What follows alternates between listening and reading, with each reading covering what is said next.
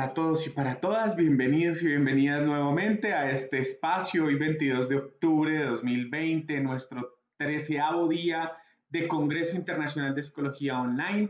Agradecerles a todas las personas que se han venido conectando, pedirles por favor que puedan compartir estos videos, que interactúen con las publicaciones. En estos últimos 2 días hemos tenido algunas dificultades con nuestras publicaciones porque ya por el tiempo que llevamos transmitiendo y por el impacto que estábamos teniendo, nos empiezan a ocultar un poquito entre las personas que siguen la página y a veces no aparecen las notificaciones. Entonces es importante que podamos darle like a estos videos en el en vivo, las manitos que aparecen abajo, interactuar con las publicaciones. Así que bueno, gracias por estar aquí, bienvenidos, bienvenidas, compartan esto en sus redes sociales. Vamos a iniciar nuestra segunda conferencia con la doctora Marina Alejandra Torres Hernández, una conferencia bien interesante de esa evolución y flexibilidad del rol del psicólogo en cuidados paliativos en tiempos de pandemia. Doctora Marina Alejandra, buenas noches, bienvenida a este espacio. Hola David, buenas noches, muchas gracias. Gracias por esta logística y por este precioso congreso que realmente creo que ha sido muy bien organizado y bueno, les agradezco infinitamente la invitación. A usted muchísimas gracias, gracias por el reconocimiento. Bueno, ¿por qué hablar de evolución y flexibilidad del rol del psicólogo en un área bien compleja en estos tiempos de COVID y en estos tiempos de tanto dolor para las familias pues, que se están exponiendo a todas estas situaciones, ¿no, doctora? Pues puntualmente yo creo que es un ejercicio supremamente importante porque siento que toda esta experiencia lo que nos está llevando es a avanzar cada vez más, ¿no? A entender que los vínculos se pueden construir inclusive a través de este tipo de redes virtuales y de estrategias tecnológicas y flexibilizarnos porque pues infinitamente para nosotros el tema del contacto es fundamental en cuidado paliativo. Y creo que en este sentido las miradas, las palabras, la cercanía, el respeto de los silencios, el respeto del tiempo, justamente creo que en esto de la virtualidad y en estos tiempos de virtualidad hemos venido a unos ritmos completamente diferentes y justamente estos acompañamientos al final de la vida y en las experiencias de enfermedad nos retan de maneras diferentes en estos tiempos. Entonces creo que debemos ser muy flexibles, muy creativos también. Creo que la creatividad viene allí de la mano de esta flexibilidad y poder, como tú dices, ser compasivos de alguna manera ante ese sufrimiento y poder desarrollar cada vez más habilidades, porque siento que si hay algo que he aprendido con el tema del cuidado paliativo es que nunca uno termina de aprender, ¿no? Siempre hay algo nuevo y hay que estar todo el tiempo casi que actualizándose y informándose para poder generar un acompañamiento muy asertivo, muy apropiado, muy indicado, muy respetuoso y muy delicado en ese momento que es crucial en la historia de la vida de una familia y en la historia y en la vida de un paciente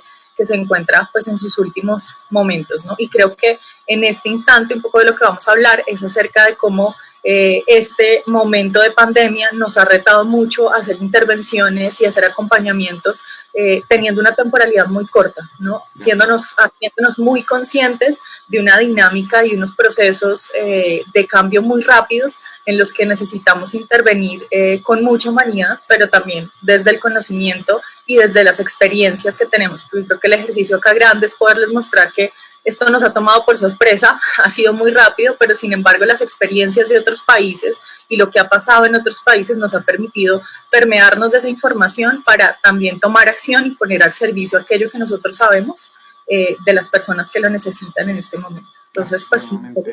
Interesante, pertinente. Y bueno, vamos a presentarla entonces. Marina Alejandra Torres Hernández, psicóloga, arteterapeuta, especialista en cuidados paliativos, en este momento aspirante a su título de Magíster en Psicología Clínica y de la Familia. Y bueno, pues bienvenida a este espacio con una experiencia de muchos años en este tema del alivio del dolor y de los cuidados paliativos. Así que, doctora Marina Alejandra, bienvenida y la escuchamos. Bueno, muchas gracias. Entonces, digamos que para iniciar, para mí es muy importante que el tema del cuidado paliativo nos confronta mucho con reflexiones profundas. El arte siento que es un elemento que nos permite a nosotros reflexionar y movilizarnos. Les traigo esta obra de arte de Edvard Munch, porque en esta obra él refleja un poco el tema de la muerte era un curioso de la muerte, de la nostalgia. Él intentaba reflejar hace muchos años todas estas situaciones y estas experiencias dolorosas. Y creo que si contemplamos un poco este cuadro, podemos ver el escenario que a diario acompañamos. La diferencia es que en este tema de la pandemia, muchas veces esa habitación pues suele estar vacía, ¿no? Él nos plantea en esta obra un título de Muerte en la habitación de la enferma, donde deja una ausencia ya marcada en el que en esta cama no vemos a la persona, ¿no? Y entonces es un impacto bastante fuerte. La muerte es algo que nos acompaña, es algo de lo que no es fácil conversar y hablar por estos días, empezar a naturalizar este tema, empezar a conversar de nuestras voluntades anticipadas, se vuelve un ejercicio muy importante, se vuelve un ejercicio de autonomía y se vuelve un ejercicio de empezar a reconocer la dignidad del otro en este momento. Creo que esto es una de las cosas que más me ha movilizado, ¿no? El poder empezar a ver cada uno de esos acompañamientos de manera tan subjetiva, que es como si cada historia, si cada acompañamiento fuera una obra de arte completamente diferente. Y creo que aquí en Cuidados Paliativos nos acompaña mucho la subjetividad. Por eso, aun cuando he visto que han hablado mucho acerca de investigaciones, acá les voy a plantear una apuesta muy importante, y es empezar a posicionarnos desde la experiencia que nos da la pandemia, desde el conocimiento que sí hay y desde un ejercicio interdisciplinario donde definitivamente nosotros como psicólogos no podemos pintar este lienzo solos. Necesitamos un equipo interdisciplinario que esté allí y que permita ese abordaje integral. Me encanta esta frase de él, y es: yo no pinto lo que veo, sino lo que vi. De alguna manera, en estas historias que venimos acompañando y transitando, pues necesitamos reconocer al otro, darle un lugar al otro y darnos también un lugar. Debo confesarles que yo me formé desde lo cognitivo-conductual, actualmente estoy desde lo sistémico, y lo que he encontrado es que necesitamos generar una integración y redefinir, como decía la doctora Angie en una de las ponencias, el rol del psicólogo en este momento, sobre todo en contextos como el cuidado paliativo. Y he reconocido en el sistema que acá en este cuadro que nosotros contemplamos, nosotros como psicólogos hacemos parte, y el equipo interdisciplinario hace parte de ese sistema.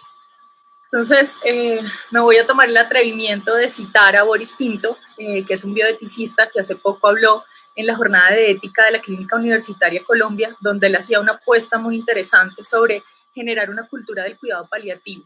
Nos hemos movido por identificar el cuidado paliativo como un equipo interdisciplinario que está en diferentes contextos hospitalarios, ambulatorios y de atención domiciliaria, prestando un servicio de cuidado, pero mi sensación es que el cuidado paliativo tiene mucho para enseñarnos a todos, porque nos empieza a generar unas reflexiones alrededor de cómo cuidarnos y cómo cuidarnos en red, y cómo empezar a tejer una necesidad de cuidado entre todos, inclusive en estas experiencias de sufrimiento, en los equipos interdisciplinarios, porque siento que cuando hablamos de sufrimiento, no solamente hablamos del sufrimiento del paciente y de la familia, sino también de las múltiples vivencias y experiencias que quedan en nosotros, y cómo eso también tiene un impacto significativo.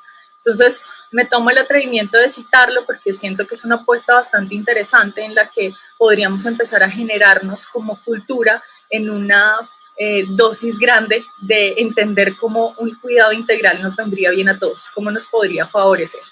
Traigo esta frase que se le cita o se le atribuye a Matisse y a Picasso, y es: debemos hablarnos todo lo que podamos. Cuando uno de nosotros muera, habrán cosas de las que el otro nunca podrá hablar con nadie más.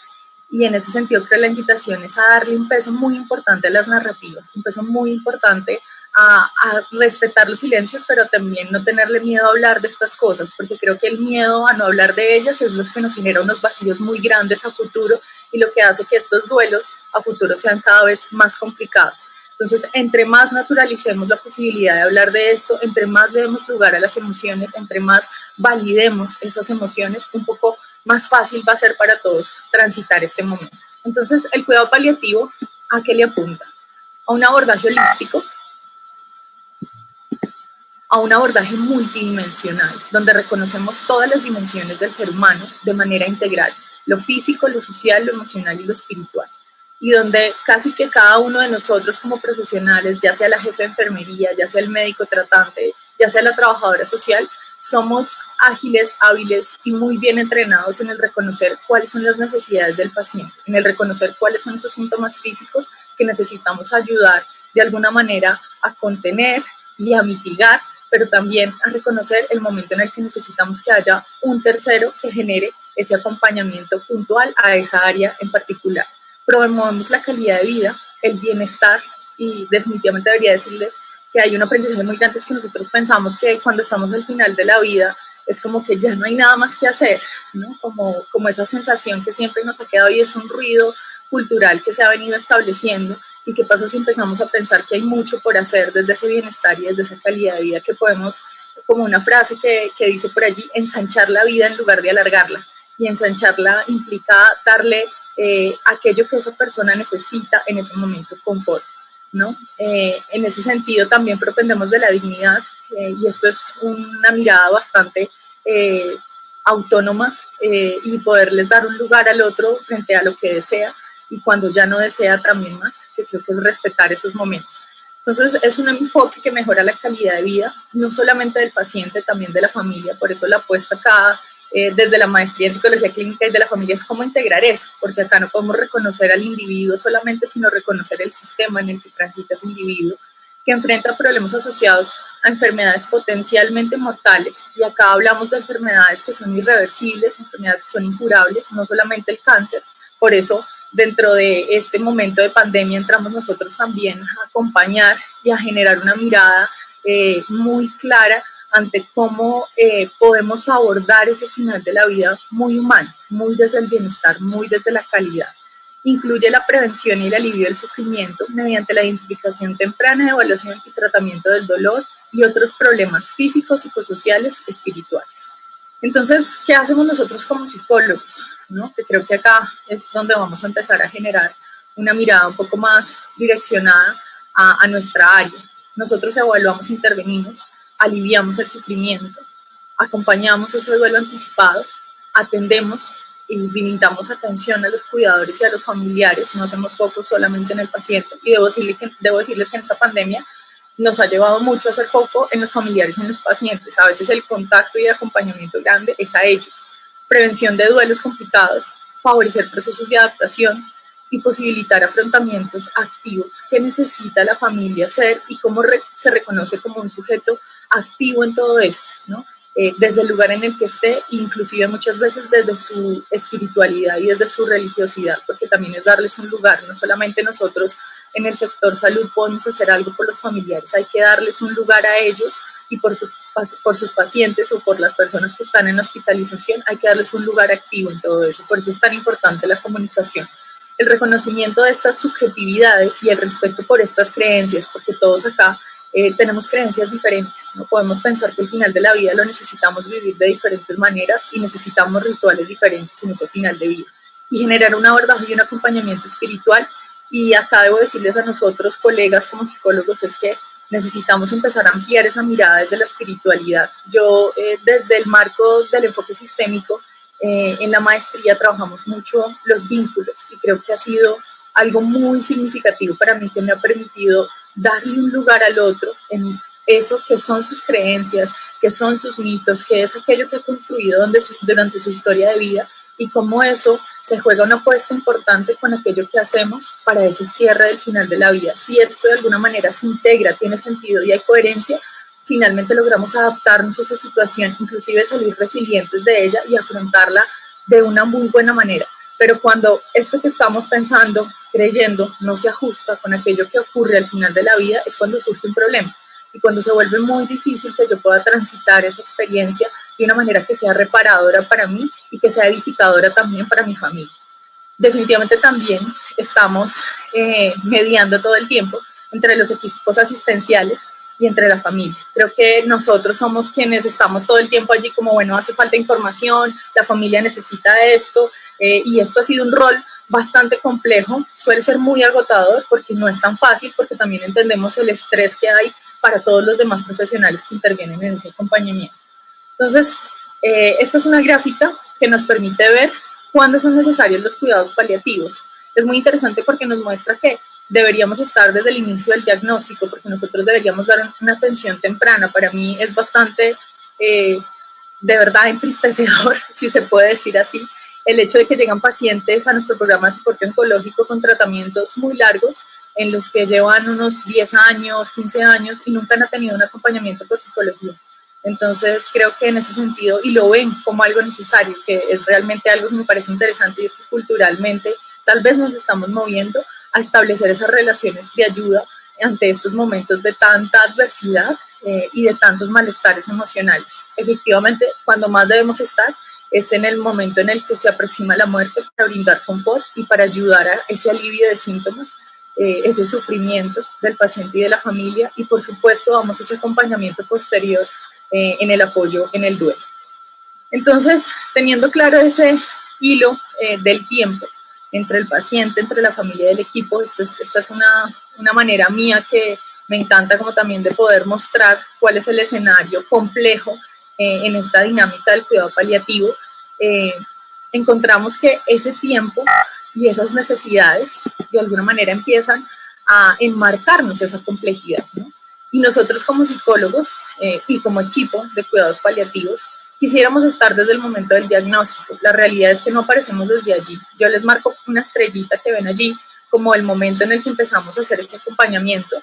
Lo que ocurre en este momento y a lo que nos reta la pandemia es que estamos llegando en el desafortunado 5-4-3-2-1, cuando el acompañamiento viene a ser y nos demanda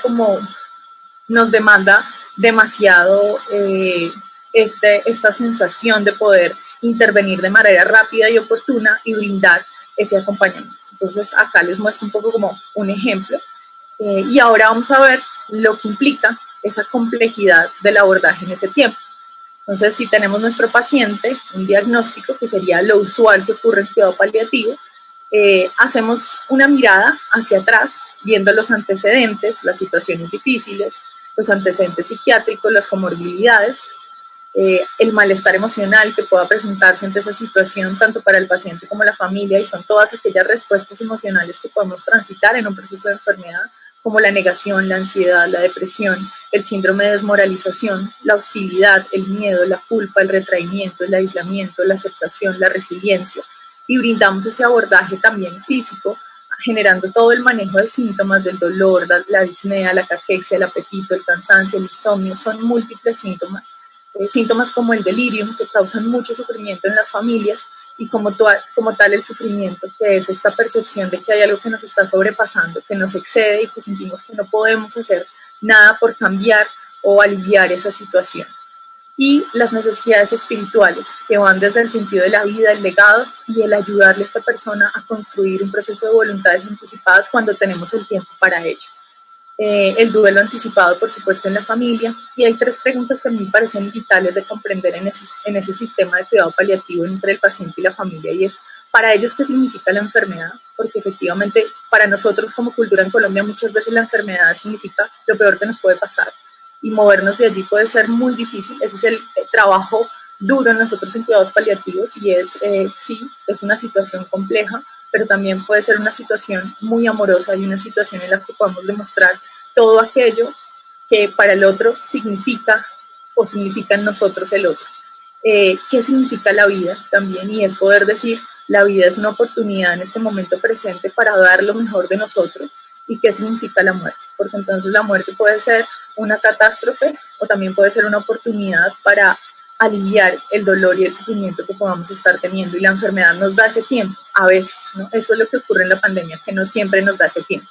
Entonces, tenemos ese histórico familiar que tenemos presente, porque no es lo mismo una familia que ha tenido un fallecimiento por el tema del COVID a una familia en la que han habido 2 y 3 fallecimientos por el tema del COVID en este momento. Creo que son impactos completamente diferentes y está ocurriendo en este momento este tipo de cosas.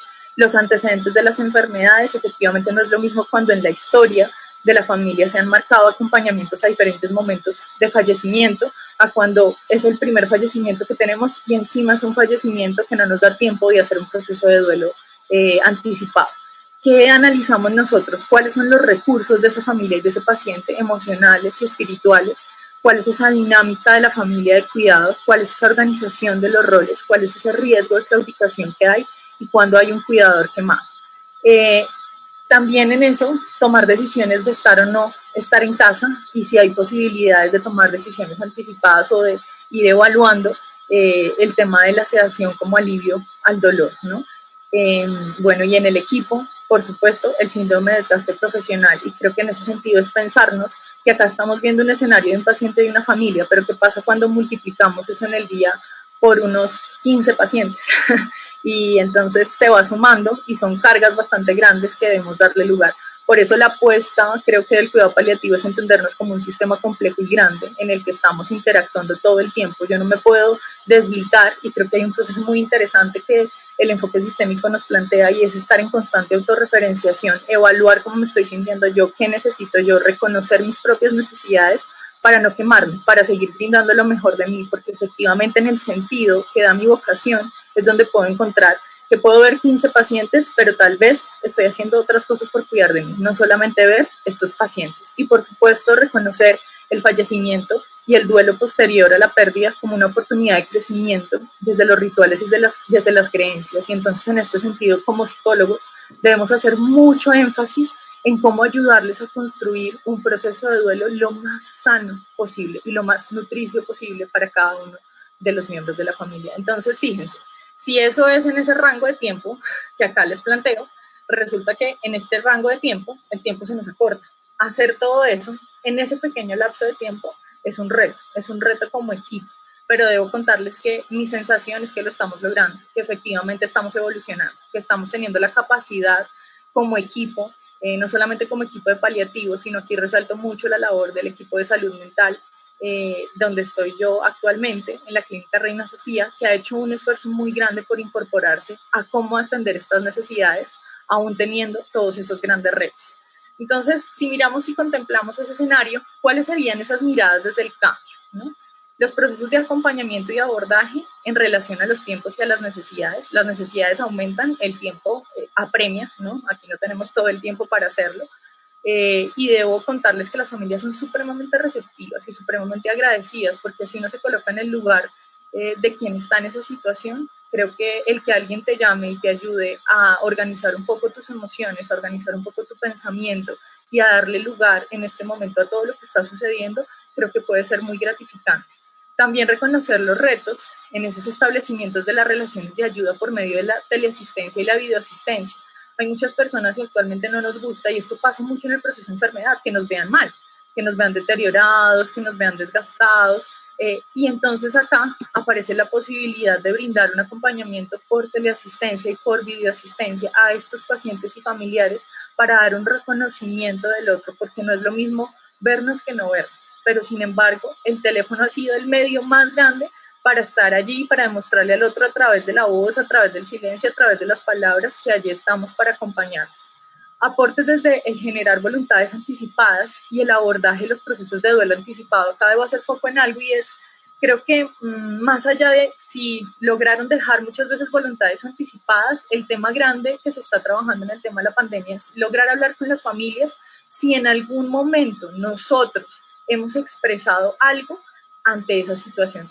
Cosas tan simples como, mire, yo quiero que me cremen, o yo no quiero que hagan X ritual porque a mí ese ritual no me gusta, o yo necesito que hagan una misa, o para mí es más importante que hagan un video, o qué sé yo. Pero todos en algún momento deberíamos poder aproximarnos a este tema y hablarlo. Entonces, muchas veces tenemos personas que sí se han dado esa oportunidad, y que las familias, al reconocer que el otro les ha hablado de esto, pueden decir, no estoy eligiendo yo, estoy recordando aquello que el otro quisiera. Y sí, hay muchos adultos mayores que han dicho, yo no quiero que me entuben, a mí no me metan a una UCI, a mí no me vayan a hacer nada de eso. Y eso es una mirada supremamente amorosa, porque le estamos dando al otro la oportunidad de que sepa qué es lo que yo quisiera y lo respete. Entonces sí hay la posibilidad aún en este momento de hablar de voluntades anticipadas y de ayudarles a comprender en esta nueva realidad qué sería lo mejor para el otro, ¿no? Actualización y diseño de protocolos que den cuenta de procesos de contención enfocados a necesidades actuales por la pandemia. De esto es lo que les hablo. Ya en otros países hay protocolos, hay guías. Al final les voy a dejar unas referencias donde encontramos todo esto. Nosotros lo que hicimos desde salud mental y desde cuidado paliativo fue reajustar todo esto, tomar desde la experiencia y desde lo que ya nos venían diciendo que estaban haciendo en España, que es donde tal vez más protocolos encontramos al respecto y donde la CEPAL se ha trabajado mucho en este tipo de herramientas. Entonces, tomar todo esto y decir, ajustémoslo a nuestra realidad, ¿no? Posibilitar rituales de despedida, y esto me parece fundamental, y es ayudarles a los otros a construirlos, porque de verdad cuando uno está en una situación difícil no se le ocurre nada, uno no puede pensar en absolutamente nada, y entonces que el otro le diga, bueno, pensemos un poco, ¿qué era lo importante para él? ¿Era católico, no era católico? ¿Qué quisiéramos en este momento para despedirnos? Tal vez una oración, tal vez unas palabras, tal vez una llamada en la que todos podamos expresar gratitud por su vida, no solamente por este momento, sino por todo lo que nos ha dado. Una de las cosas lindas que dicen nuestros protocolos de la CEPAL es que debemos recordar que el duelo no es solamente un momento, no es cuando yo pierdo a alguien, sino ha sido la posibilidad de haber estado en muchos momentos de su vida. Por eso ese último momento, aun cuando es importante, también puedo ver lo valioso y lo enriquecedor que pudo haber sido acompañar al otro en su proceso de vida. Si los procesos de la pandemia antes en cuidados paliativos nos retaban en términos de tiempos, la pandemia aún nos reta muchísimo más. Y debo decirles que a nosotros en cuidados paliativos no es que tengamos la posibilidad de verlos desde el día 1 del diagnóstico, no pasa eso. Entonces, esta pandemia sí nos ha retado a correr mucho más con nuestras intervenciones, a ser mucho más respetuosos y delicados. Que hemos empezado a cambiar también el enfoque de las reuniones familiares por teleasistencia, por videoconferencia, en el que logramos darle una cara a la familia, darle una cara amable de todo este proceso, ayudarles a comprender qué es lo que pasa físicamente, que aun cuando no estén ahí, nosotros somos muchas veces, los médicos que entran muchas veces a la zona COVID, son los representantes de ese amor. Los auxiliares de enfermería, los jefes de enfermería, son quienes transmiten esto a los pacientes. Entonces, cuando hacemos una reunión interdisciplinaria en la que podemos estar nosotros y en la que muchos médicos les pueden decir, yo lo vi hoy y sé que está así y así, ya es darles una posibilidad de que a través de sus ojos vean a su familiar. Los espacios de arteterapia, debo decirles que yo tengo un espacio de arteterapia mensual donde hemos logrado a través de la virtualidad generar procesos muy bellos y enriquecedores, con lo que hay en mi casa, con la tranquilidad, generando bienestar, pero también generando conexión con mi necesidad emocional y con mi posibilidad de crecer aún en esta experiencia. Entonces, fíjense que hay dos miradas. Hay una mirada a los pacientes que están en COVID en este momento, pero también hay una mirada a los pacientes que siguen en cuidado paliativo, que seguimos acompañando, que están en su proceso y que necesitan que continuemos con un acompañamiento y con una intervención oportuna. Generar talleres, encuentros, en estos talleres hemos hecho encuentros de cuidadores para las familias y generar escenarios de autocuidado para los equipos, facilitar procesos de despedida y de duelo por medio de ambientes virtuales y de teleasistencia. Entonces, ¿en qué ha participado su colega en los procesos como psicóloga? En la elaboración de protocolos. Definitivamente creo que esto es una mirada muy clara. Si yo no me organizo y no tengo claro cómo voy a hacer una intervención ante una mirada nueva que nos da el COVID, el diagnóstico del COVID, pues va a ser muy difícil y tal vez voy a estar como nadando entre lo que se supone que debería ser, más no la evidencia de lo que hay en este momento que debemos empezar a realizar todos. En los códigos y estrategias que favorezcan los procesos asistenciales para los pacientes y familias, y en este sentido debo decirles que es reconocer que necesitamos despedirnos así estemos con un diagnóstico de COVID y merecemos despedirnos y merecemos que alguien de nuestra familia se dé cuenta que estamos allí y que nos fuimos, porque para eso es una de las cosas más importantes en los protocolos y que son las cosas más importantes en los duelos, que no sea como un duelo por desaparición, no supe qué pasó con mi familiar, sino que sea un duelo en el que yo, así sea a través de una videollamada o de mi presencia con todos los protocolos, pueda despedirme de esa persona que yo quiero. El desarrollo de estrategias que favorezcan las reflexiones y el autocuidado de los profesionales desde diferentes áreas, tanto asistenciales y administrativas, porque somos todos los que estamos haciendo que esto sea posible. Yo digo que la labor administrativa es fundamental y la valoro infinitamente. Sin ello seguramente no sería posible que yo estuviera a diario viendo pacientes y también se queman, también se desgastan porque están haciendo una labor muy grande para que nosotros estemos allí.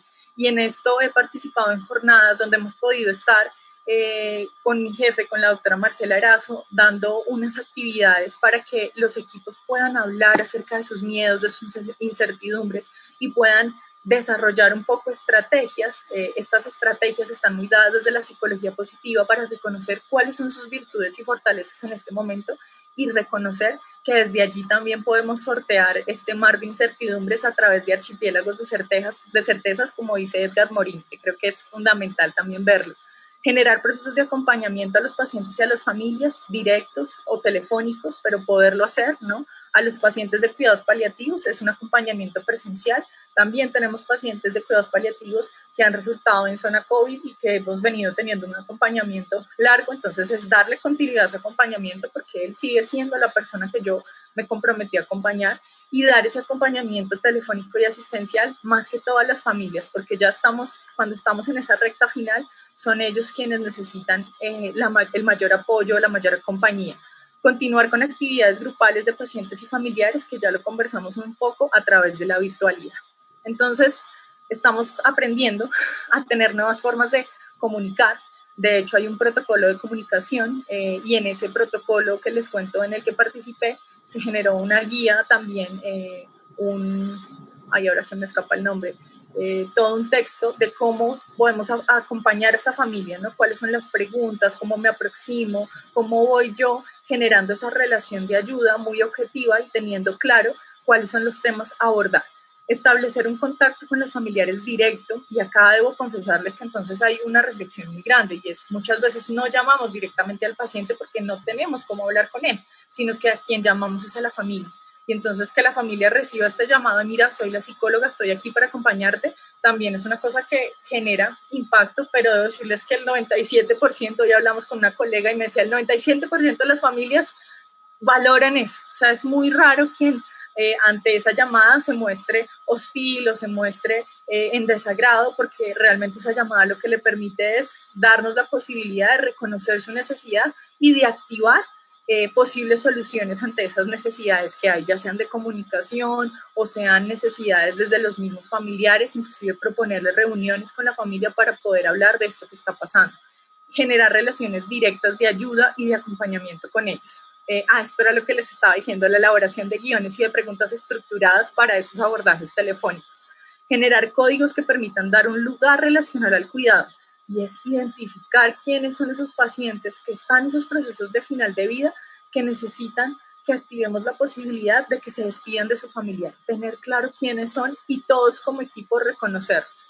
Generar conductas que permitan dar un lugar y el valor a las necesidades del otro desde el contemplar esas creencias subjetivas. Vuelvo a esto, necesita que vaya el padre y el padre va, o necesita que el consejero espiritual lo llame o llame a su familia, establecer también esto como una relación y como una posibilidad de ayuda, porque debemos aceptar que en muchas oportunidades no podemos dar lo que nos da un sacerdote o lo que nos da alguien que conoce de esa creencia y que en sus palabras nos va a dar alivio y le va a dar sentido a esta situación que estamos viviendo.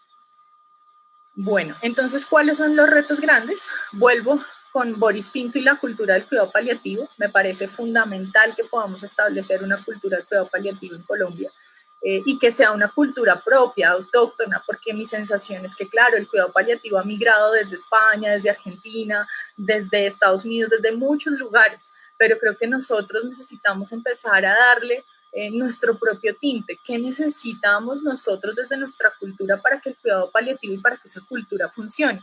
Y definitivamente viene a ser posibilitar algunas comprensiones del proceso desde esas versiones relacionales amorosas. Nosotras como colombianos somos muy amorosos. A nosotros los psicólogos a veces nos cuesta hablar del amor. Yo no sé por qué, pero el amor es fundamental. El amor está desde el principio de la vida hasta el final de la misma y es lo que le da sentido al final de la vida. Si el otro está sufriendo es porque me ama, porque quisiera estar allí para mí, porque no quisiera dejarme solo. Y en ese sentido necesitamos empezar a construir esa mirada amorosa de acompañarnos aún en la distancia, que permitan desde esas pérdidas darle un lugar a ese dolor, a esas emociones y a ese malestar que nos generan estos procesos, porque definitivamente son síntomas normales que hacen parte del proceso. Por eso en cuidado paliativo muchas veces hablar de lo patológico no cabe, porque los tiempos son tan cortos que lo que nos dan son respuestas emocionales que cualquiera de nosotros podría llegar a sentir o a transitar cuando acompaña a despedir a alguien que es muy amado. ¿Qué necesitamos hacer? Investigación interdisciplinar, y en ese sentido debo contarles que sí la estamos haciendo, que estamos trabajando en temas de comunicación, pero en temas de comunicación no como una variable donde solamente lo psicológico afecta, sino donde afecta todo, donde afecta desde el médico, el auxiliar de enfermería, la información que se da, y esto es realmente lo que nos permite dar una mirada comprensiva y amplia de lo que es el cuidado paliativo, generar nuevas reflexiones y nuevas versiones del quehacer del psicólogo, y en ese sentido autorreferenciarnos mucho. Mi sensación es que muchos de los que estamos en cuidado paliativo estamos porque hemos comprendido lo que es la muerte desde diferentes experiencias, le hemos dado un lugar y eso nos ha llamado mucho la atención y el sentido de vida, y nos ha llamado y nos ha traído a ponernos al servicio de la misma. El reto grande es acompañar múltiples duelos. Hoy hablábamos con unas colegas precisamente de esto, y es, nos está pasando que en las familias están muriendo los dos papás, los dos abuelos, porque entonces ambos infectaron de COVID, y esto ha sido difícil porque encima todos los demás miembros de la familia están aislados. Esto está pasando, y entonces como están aislados, pues más dolor, porque entonces lo que pueda hacerse de ritual un poco más próximo no se va a poder hacer porque los demás están aislados. Entonces múltiples miembros de la familia también pueden estar siendo positivos o estar a la espera de los resultados cuando los pacientes fallecen. El reconocimiento de nuestras propias necesidades también como equipos asistenciales y darle un lugar. Yo debo reconocer que soy privilegiada porque en algún momento de mi vida elegí solamente trabajar medio tiempo, y siento que es lo suficiente porque carga muchísimo. O sea, yo realmente admiro a las personas que están un tiempo completo trabajando con estas experiencias de sufrimiento. Y realmente admiro mucho a mis compañeros en ese sentido, porque yo he elegido en torno a mi autocuidado tener una vida en la que definitivamente pueda contemplarla y vivirla. Entonces, como conclusiones, lo que quisiera compartirles es que podríamos ver el cuidado paliativo como una posibilidad de reconocer al otro más allá de un diagnóstico. Creo que esto nos lo da el cuidado paliativo, en el sentido de que no es el paciente diagnosticado con COVID, es la persona que está allí, que está pasando por esta experiencia, que no lo quería, que ninguno de sus familiares tampoco lo deseaba, y que estamos ante una situación en la que necesitamos reconocer el sentido que esto tiene para su familia, para ayudarles a que no sea la pandemia el tema que lleve de título ese fallecimiento, sino que sea todo lo que esa persona ha hecho por su familia, todo lo que ha vivido, lo que le dé lugar en este mundo, ¿no? Entonces es reconocer. Nosotros en cuidado paliativo intentamos no hablar de diagnósticos, nosotros hablamos de la persona y la experiencia de enfermedad y lo que está transitando en este momento. Entonces creo que sumamos mucho y aportamos mucho en ese sentido. El reconocimiento de un todo, del ser parte de ese sistema. Vuelvo a lo mismo, yo no puedo pensar que el paciente y la familia están por allá y es su sufrimiento y están por allá y a mí no me tocan, sino que necesito ver ese sufrimiento también como cercano para realmente construir la posibilidad de intervenir desde la compasión, porque es que si yo me hago a un lado de ese paciente y de esa familia, no voy a poder activar la posibilidad de ser compasiva. Necesito reconocerme como parte de ese sistema. Tenemos aún mucho por construir desde lo autóctono, y creo que la invitación grande y la invitación que también me hago, lo que pasa es que a veces el tiempo no deja, es empezar a generar textos, es empezar a generar miradas comprensivas, es empezar a generar investigaciones. Yo creo que una de las cosas que más generaría como potencia en esto es la investigación cualitativa. Creo que necesitamos cualitativamente ver culturalmente cómo se está moviendo, qué es, inclusive lo hablaba mucho con Angie, con la colega, qué es calidad de vida para nosotros como colombianos, qué es bienestar para nosotros como colombianos, qué implica que alguien aborde mis necesidades espirituales al final de la vida, porque también ha habido mucha resistencia con el tema del abordaje de las necesidades espirituales, porque tan pronto mencionamos al padre o al consejero espiritual, es como, ya me voy a morir, me desahuciaron, y no, es una ayuda. Es que si no fortalecemos lo espiritual, pues afrontar la muerte va a ser mucho más difícil y no la podemos fortalecer en el último momento, necesitamos fortalecerla en el proceso, ¿no? El desarrollo y el crecimiento de esta profesión en un reconocimiento de la multidimensionalidad e interdisciplinariedad, y acá se nos suma un reto grande, y es, hagamos investigaciones interdisciplinarias. Yo creo que el cuidado paliativo hacer investigación solo desde la psicología nos quedamos cortos, porque es que no somos solo nosotros los actores y las variables que influimos y que de alguna manera afectamos el que ese sistema pueda tener alivio y pueda tener confort. Somos todos los que de alguna manera estamos interfiriendo allí. El cuidado paliativo como una cultura que de alguna manera humaniza, complejiza y promueve la compasión. Creo que eso ha sido una mirada muy linda y es que en la empresa también la compasión es una de las, yo digo como de los lemas grandes que cada uno de nosotros maneja y creo que estamos aprendiendo cada uno a desarrollarlo para realmente ponerlo en práctica, porque no se trata de hablar solo de compasión, sino de vivirla, de encarnar la compasión propia, inclusive en el autocuidado conmigo mismo para poder darla a los otros.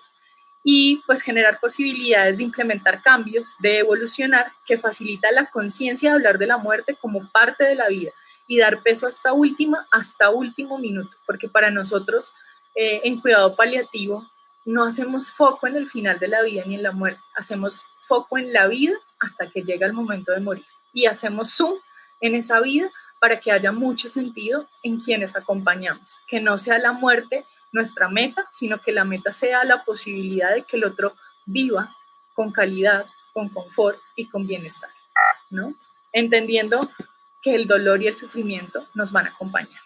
Entonces, para cerrar, les traigo esta imagen nuevamente de Edvard Munch, que esta imagen se llama, el cuadro se llama La niña enferma, y de alguna manera lo que contemplamos un poco allí es como esta impotencia, esta sensación, cada uno podrá tener una interpretación diferente y creo que es poderla tener, poder reconocerla.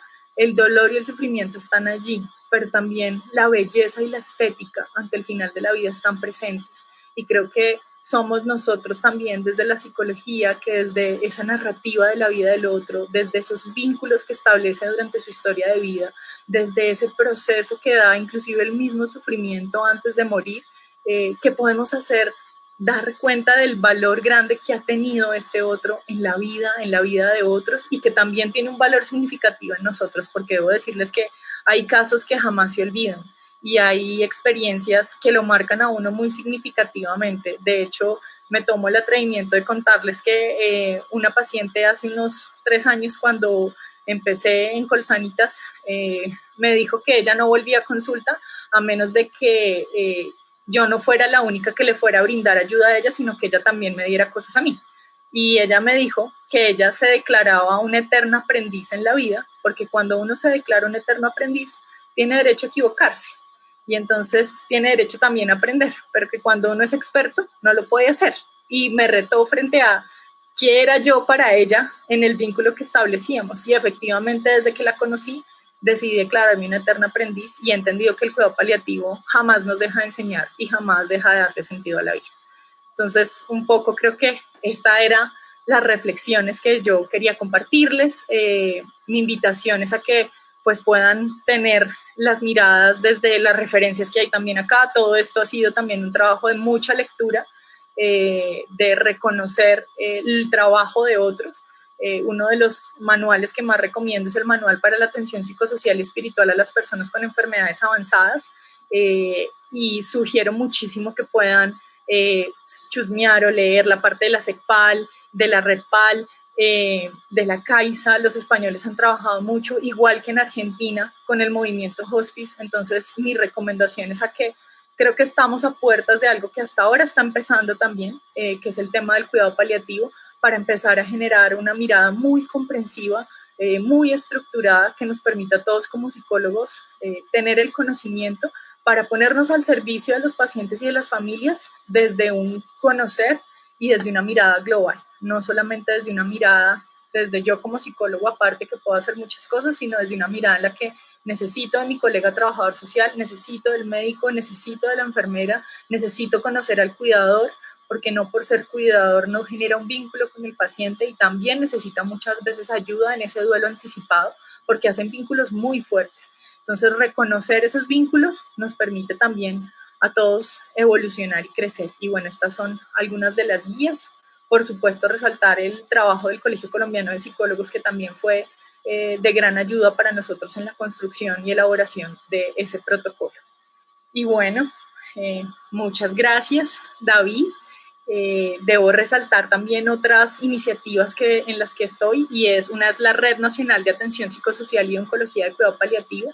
Creo que allí se está tejiendo la posibilidad de empezar a acompañar también a los pacientes desde esa red, y es conocernos para saber si el paciente se mueve en red, a quién lo podemos recomendar, porque esto también nos puede pasar. Entonces, esa es una de las iniciativas que quería resaltar en este momento. Bueno, pues bien interesante toda esta postura, creo que bastantes reflexiones al respecto. Voy a leer algunos de los comentarios. Te voy a pedir que dejemos la presentación, un segundo. Ya. Dejemos la presentación.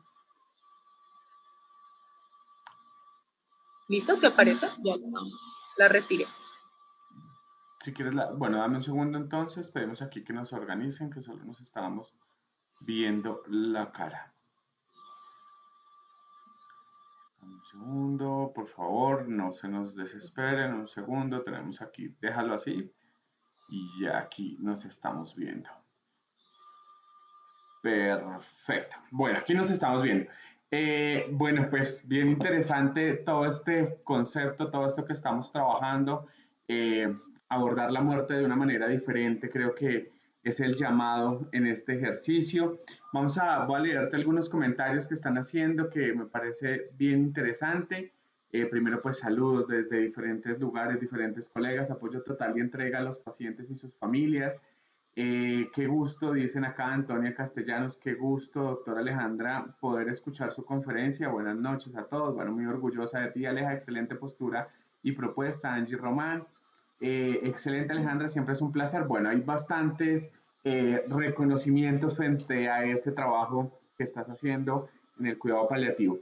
Hay una pregunta y es, ¿siguen siendo pocos los profesionales de la psicología formados para trabajar en cuidado paliativo? ¿Por dónde deben empezar su formación quienes quieren trabajar en esta área? Bueno, en Colombia actualmente yo creo que salud y clínica son fundamentales como especialidades. Sí reconozco que definitivamente yo percibo mucho la necesidad de una formación. Actualmente, desafortunadamente, no contamos con una especialidad. Yo en Argentina, en la Universidad de Flaxo, me formé de manera multidisciplinar. Creo que por eso es mi mirada en cuidado paliativo puntualmente. Acá se le está apostando mucho a la formación en diplomados. De hecho, con la universidad y con la Red Nacional de Psicología y Psicosocial en Cuidado Paliativo, estamos teniendo un diplomado en La Sabana. Hay un diplomado también de Unisanitas. Hay algunos diplomados que nos permiten empezar. El diplomado de Unisanitas es interdisciplinario. El de la Red y La Sabana es un diplomado exclusivamente desde el enfoque psicosocial, que me parece maravilloso porque no tenemos una formación solamente en esto. En Medellín también Alicia Cricorian, que es una, digo yo, de nuestras exponentes en cuidado paliativo, porque ella sí ha trabajado investigaciones acerca del sufrimiento, de la intervención en cuidado paliativo. En la Pontificia Universidad Bolivariana también hay formación para psicólogos. Creo que es la única universidad que tiene un proceso de especialización. Entonces, todavía estamos cortos en el tema de formarnos en psico-oncología y en cuidado paliativo. Acá estamos aún ahí remando mucho esto, pero hay posibilidades desde las especialidades de salud del bosque, tiene una especialidad en salud que también toca el tema del cuidado paliativo. Entonces, creo que estamos, como digo, es algo muy nuevo. Estamos hasta ahora arrancando. Los diplomados tienen muy buenas docentes, muy buenas formadoras. Entonces, creo que en este instante pueden empezar a revisar estos tipos de formación por el momento. Pero lo que les digo, creo que una especialidad es fundamental porque hay algo que me ha pasado mucho a mí desde la experiencia, y es que ve uno muchos vacíos desde la parte clínica, desde la parte y esto es una cosa personal, pero que también he sentido muchísimo, y es desde la supervisión. En Colombia nos hace falta mucha cultura alrededor de la supervisión, alrededor de generar unos buenos procesos de intervención, desde el enfoque que tengamos, pero tener mucho soporte y mucho peso y mucho bagaje allí para que las intervenciones realmente tengan un sentido muy claro y unos objetivos muy claros. Entonces sí considero que las especializaciones en salud y clínica dan una mirada, pero puntualmente hay que saber de cuidado paliativo y hay que saber de psico-oncología también para poder trabajar en este contexto. Yo he hecho un montón de diplomados en Argentina del tema de psico-oncología en pediátrico, en niños, porque cada mirada y cada ciclo de la vida también es muy diferente. Entonces creo que también esa formación en este instante es muy pertinente. De acuerdo, bueno, bastantes comentarios. Eh, ¿Quién quiere trabajar? Bueno, aquí no será por un trabajo, parte de las preguntas que hacían es que Antonia nos mandó varias preguntas ahí, una después de la otra. No será por un trabajo personal, quizás con su dimensión espiritual. Posteriormente, ¿qué programas de formación? Creo que ya está resolviendo todas esas inquietudes. No se puede olvidar que antes de ser profesionales de la salud somos seres humanos y el ser es lo más valioso que tenemos para acercar a nuestros pacientes, no verlos como algo ajeno a nuestras propias vidas, sino parte de ella. Alex Reyes dice, gran presentación, felicitaciones. Belsi dice, excelente, más colegas con esa sensibilidad. Bueno, aquí te felicitan por esta ponencia. Creo que, pues es que es un llamado a algo tan pertinente en este momento de tanta crisis, de tanto conflicto, de tanto dolor de nuestras familias que pues definitivamente hablar de cuidado paliativo se vuelve pertinente. En ese trabajo, Marina, que están realizando y que llevas tanto tiempo trabajando, la pregunta es cómo podemos nosotros fortalecer o crear esa conciencia y ese constructo de muerte para que empecemos a acercarnos a esas posibilidades, ¿no? Porque creo que el solo término a nivel social y cultural se nos convirtió en un problema.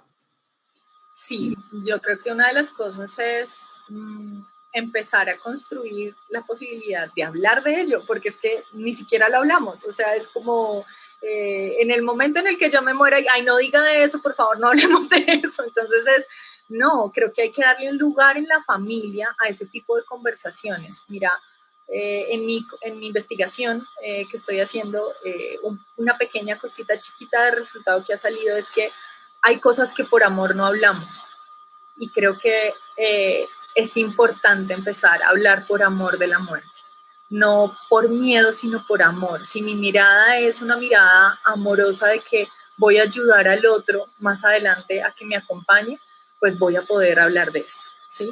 Entonces creo que ahí es un significado, es como qué significado le estamos dando. Si el significado es catastrófico, caótico, entonces es allí donde necesitamos empezar a hablar de por qué es caótico, porque es catastrófico y entonces es, no sé, porque me voy para el infierno, porque no me gusta hablar de la muerte, porque no me quiero despedir, qué sé yo. Tenemos que empezar a saber cuáles son esos mitos que se generan alrededor de hablar de la muerte, ¿sí? Cuáles son las creencias que tenemos desde nuestras concepciones religiosas que tampoco nos lo permiten.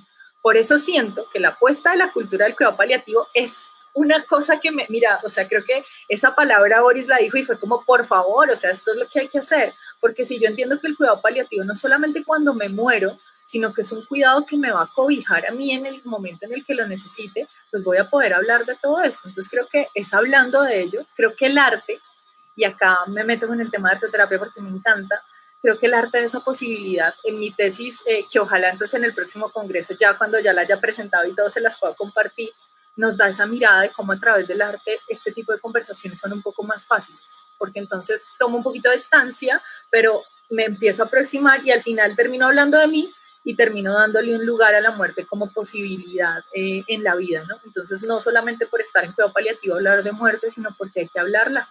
Yo debo confesarles que mi mamá ya me sacó el documento de voluntades anticipadas con todo esto de la pandemia y me dijo, ven acá, ¿cómo firmamos esto? Porque yo necesito que el día de mañana a mí no me entuben y no me hagan nada. Y todos éramos como, bueno, firmó mi pareja y mi mejor amigo como testigo, porque es que hay que hablar de eso y hay que hacerlo. Y yo le dije a ella, mami, yo no puedo firmar ese documento porque el documento tiene unas implicaciones legales, entonces es, venga, tenemos que conocer acerca de eso, es informarnos, yo creo que es empezar a generar espacios. Hay un espacio muy interesante que se ha formado desde la fundación de Keralty y es unos cafés en los que se habla de la muerte. Y esto es una cosa que viene de otros países y que se está haciendo en otros lugares, pero creo que sí necesitamos espacios en los que curiosiemos alrededor de esto, lo pongamos sobre la mesa y no le tengamos miedo. Entonces hay que hablarlo y hay que Bueno, darle sentido. es bien importante, bien interesante y bien retante el tema, ¿no? Porque creo que como cultura nos han enseñado que la muerte es mala, que no sirve, que daña, que entristece. Culturas como la mexicana que tienen una concepción tan diferente de la muerte, de los muertos, de la trascendencia hay ahí una lección y algunos aprendizajes. Bueno, por aquí nos contestan, con la Red Nacional de Psiconcología y Cuidados Paliativos, la Universidad del Rosario tenemos un diplomado en psiconcología. Bueno, aquí se genera la red de conocimiento, que es lo que más me encanta de este congreso. Tenemos un diplomado de psiconcología y cuidados paliativos, Red Nacional de Atención Psicosocial en Oncología y Cuidados Paliativos. Bueno, bienvenido, o sea, aquí está todo el ejercicio. Hay que ensanchar la vida, no alargarla. Me he quedado con ese comentario, con esa alegoría que hacemos de la vida y de la muerte en un proceso tan importante que pues al final hay que entender que hace parte de la vida, que hace parte de este camino. Marina Alejandra, pues realmente muy interesante esta ponencia, creo que pertinente en este momento de pandemia, que muchas personas se conectaron con el tema, pues porque a todos nos toca y sobre ese entender esos repertorios culturales y sociales será necesario resignificarlos para ver la muerte de una manera diferente. Marina, una última palabra ya para ir cerrando este ejercicio académico y de reflexión, que de eso se trata, creo yo. Sí, tal cual, creo que es empezar a darnos lugar desde esos saberes. A veces nos quedamos mucho en el ejercicio clínico, lo debo confesar, porque nos encanta, porque a mí me encanta el encuentro con el otro y ese encuentro con el otro a veces me sumerge tanto que se me olvida el tema de la investigación. Pero creo que, bueno, y la tesis también me consumió un montón, pero creo que en ese sentido es cómo podemos nosotros, y mi invitación es a todos como colegas, empezar a generar una mirada investigativa, una mirada reflexiva que no se quede solamente en una reflexión personal. Y creo que esto es algo que Angie me hizo caer en cuenta en muchos momentos y es hay que empezar a poner esto en algún lugar porque las palabras se las empieza a llevar el viento y tiene toda la razón.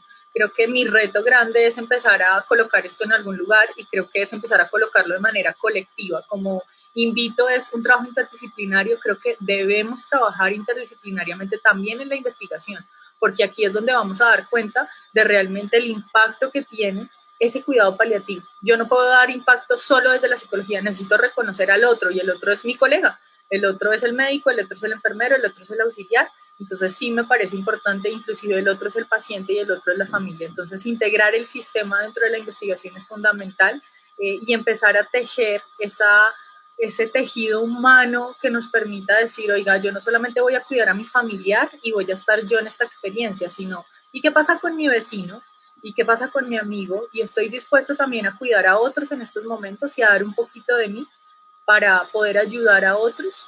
Tal vez no solamente desde el rol profesional, sino desde ese rol humano que se necesita, porque lo que también enfrentamos como sociedad es mucho abandono y muy poco acompañamiento en estas situaciones que son tan adversas y las familias se queman porque estos procesos demandan vaya y corra y reclame el medicamento, fíjese en esto, haga lo otro, haga compras y hay familias que tienen 2 personas y esas 2 personas tienen que hacerlo absolutamente todo. Entonces creo que desarrollar también una actitud bondadosa ante la posibilidad de dar al otro para ayudarlo en esa experiencia, no lo hago solamente por qué bueno que soy, sino a mí también me va a tocar. Y si lo hago así, pues también es tener una conciencia de que cuando me toque a mí esperaría que alguien me dé la mano un poco y me ayude a enfrentar esa situación. Entonces creo que sí, lo profesional y lo humano se juntan. Hay una frase que dice que el corazón sin la conexión con la inteligencia no funciona. Entonces es, venga, estas 2 cosas tienen que estar supremamente conectadas, porque si yo acabo de acompañar a alguien que ha fallecido y me voy a ir a acompañar a otros, pues creo que no es el momento. Entonces tengo que también reconocer qué necesito yo para llevar el proceso y cómo más adelante tal vez puedo ayudar. Entonces es darnos un lugar.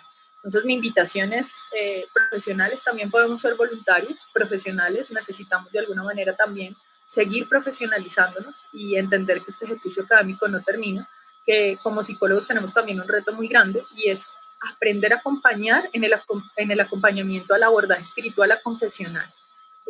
No es un acompañamiento religioso lo que nosotros brindamos, debe ser un acompañamiento abierto a cualquier creencia que nos permita realmente ayudar al otro. Entonces, en ese escenario también siento que es muy importante que empecemos a hacer foco, porque somos también interventores de esa dimensión y creo que allí también estamos muy cortos en esa posibilidad de abordaje, que también desde el rol del psicólogo. Completamente de acuerdo, me alineo en eso que tú estás diciendo. Mira, yo dije que era la última cosa, pero no puedo dejar pasar esto, porque cuando pensamos en este congreso y tú y todas las personas que han estado acompañándonos en esta travesía, decíamos que lo importante es llegar a la gente, lo importante es poder llegar no solo a otros profesionales, que es lo que pasa siempre en este tipo de congresos, sino que podamos de alguna manera llegar a las personas. Voy a leerte este comentario que es, creo que la manera de cerrar. Voy a leer un comentario antes y te leo el último comentario. Gracias Alejandra por tocar tantos corazones, un abrazo muy grande y espero que nos encontremos pronto. Ruby Castro. Y voy a cerrar con este comentario y es, muchas gracias doctora. Vivimos la situación con mi suegra en la clínica Reina Sofía y usted fue quien nos habló de todo el proceso y su calidez humana es extraordinaria.